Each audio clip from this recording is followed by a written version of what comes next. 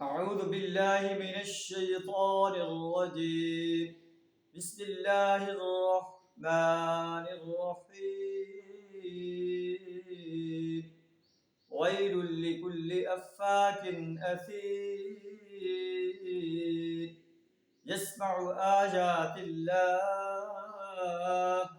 تتلى عليه ثم يصر مستكبرا كأن لم يسمعها فبشره بعذاب أليم صدق اللہ العظیم۔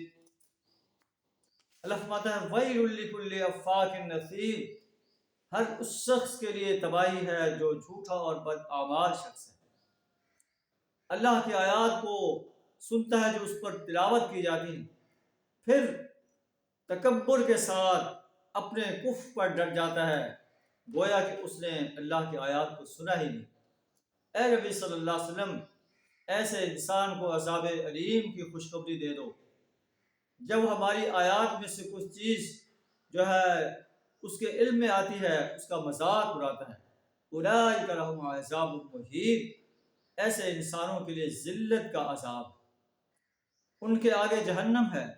ولا یغنی عنہم ما کسبوا شیئا، جو کچھ انہوں نے دنیا میں کمایا ان کے کوئی کام نہیں آئے گا۔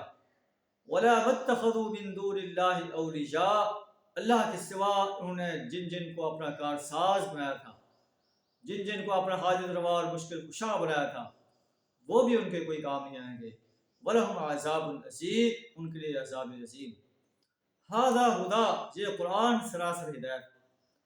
وَالَّذِينَ كَفَرُوا بِآيَاتِ رَبِّهِمْ، اور جو لوگ اللہ کی آیات کا انکار کرتے ہیں، قرآن کی آیات کا انکار کرتے ہیں، لَهُمْ عَذَابٌ مِّن رِجْزٍ أَلِيمٌ، ان کے لیے بڑا دردناک عذاب۔